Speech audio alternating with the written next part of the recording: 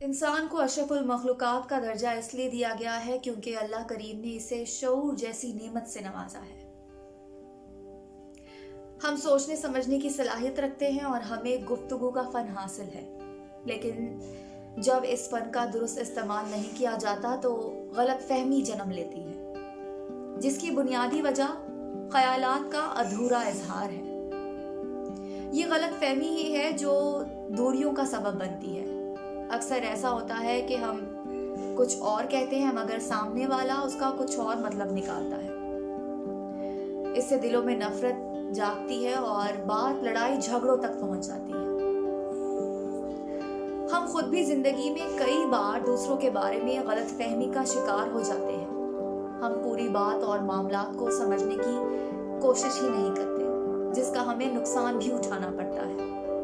फिर असल बात मालूम होने पर हमें एहसास होता है कि हम खुद गलती पर थे, लेकिन तब तक देर हो चुकी होती है और हम अपने लिए वापसी के सारे रास्ते खुद बंद कर लेते हैं। फिर हमारी माजरत भी हमारे ताल्लुक को पहले जैसा नहीं कर सकती।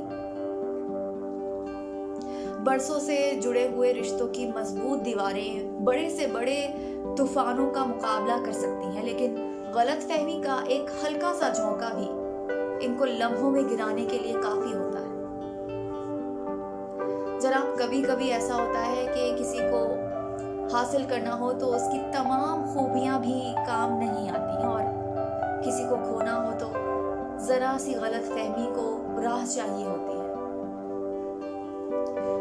जब दिलों में गलत फहमी पैदा हो जाए तो फिर यहीं से हमारे ज़र्फ का इम्तिहान शुरू हो जाता है कि हम समझदारी से इस गिराह को खोलने में कामयाब होंगे या इसको मजीद उलझाकर दूरियां पैदा करेंगे।